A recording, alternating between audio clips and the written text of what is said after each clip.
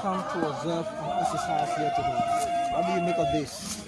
Of course, this is not one of my first experience with such an exercise. I know about it and I've been privileged to witness it, but I think witnessing it in Liberia is my very first time. It's kind of interesting, but I have a little concern about what is happening, particularly when it comes to my background. What is that? The Liberian drug law prohibits and criminalizes all aspects of the drug trade. That means it criminalizes production, it criminalizes trafficking, it criminalizes consumption and possession. And what you see here, it's a huge volume of drugs being destroyed. We can't find the traffickers, but if you go to prison, you have a lot of users in the prison. Besides, this has not got much impact on traffickers because traffickers are well connected that they can make their way through this. They are well connected that they can make their way through this.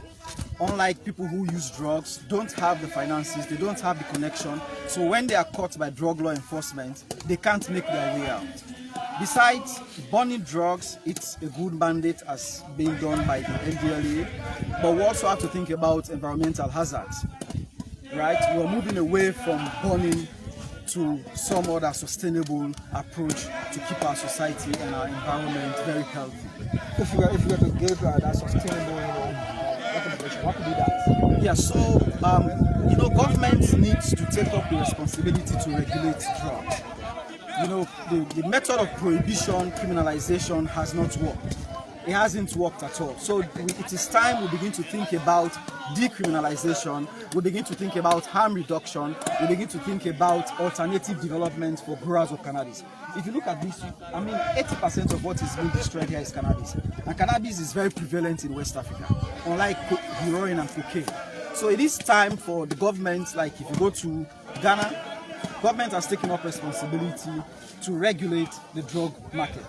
So there should be an alternative development for growers of cannabis. There should be a harm reduction program such as counseling. There should be issues like harm reduction for people who use drugs, particularly problematic drug users. We also need to begin to think about decriminalization because prison doesn't help the users. If you take them to prison, they get drugs anyway in the prison. So why do you want to keep them in prison? So how can your organization help the DEA in fighting? Oh yeah, so that's the reason why I came from Ghana, so I can meet with them. I've met with the UNODC personnel, who's a great sponsor of what we are doing at the moment. And they're also open up to conversation, they're open up to dialogue with civil society. So in the coming days, we hope to meet with them. And I pray that our proposals and our recommendations will be considered by the executive and the management of DLA. What could be some of the challenges in terms of tackling the issue of drugs with looking at your organization? Yeah, so I think one of the challenges government thinks alternative approaches that we prefer are expensive. So for example, they think it will be very expensive to run rehabilitation centers for people who use drugs. They think it will be very expensive to do drug treatment. It's also very expensive to do alternative development programs for people who grow cannabis. But the question is, how much time we've spent here, how much resources they put into this. Why don't you reallocate those resources into what I'm talking about?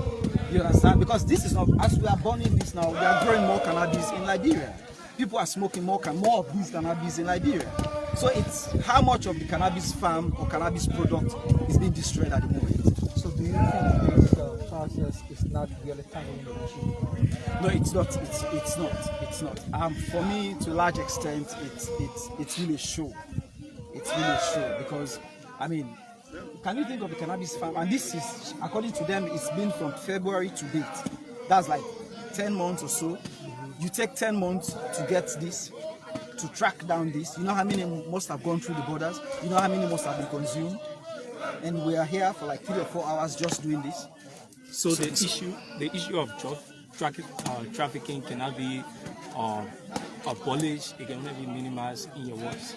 With this approach, it can't even be minimized. But with an evidence-based approach, the government should regulate. That's the reason why as alcohol is regulated, tobacco is regulated. It's under control.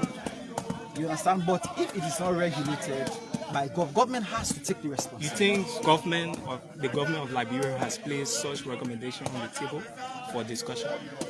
I'm not quite sure. I've not been too much into the Liberian drug conversation, but I'm not quite sure. But of course, I mean, international partners, the UNODC, WHO came out with a recommendation that cannabis is not entirely harmful as it is positioned.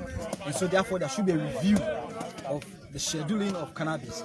So it's scientific. You understand? So, I mean, this method cannot really stop. It will only bring more drug users into prison. So finally, what are you taking back to your country? I think it's a great opportunity for me. What I'm taking back to my country is that we can always come back to Liberia and have conversation with the DLA because they are open and they are also seeking solution to this problem. They don't enjoy doing this according to them. They want a total solution to it.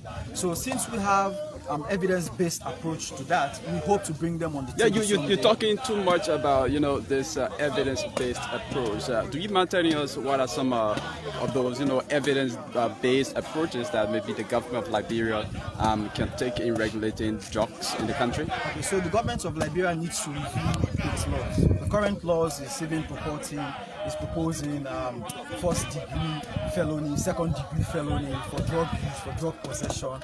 So they have to be very distinct in what they call drug trafficking, possession of drugs for trafficking and possession of drugs for consumption. So one of the evidence-based approach is for you to regulate the drug market. First, you start with alternative development for those who grow the drugs, for example, cannabis.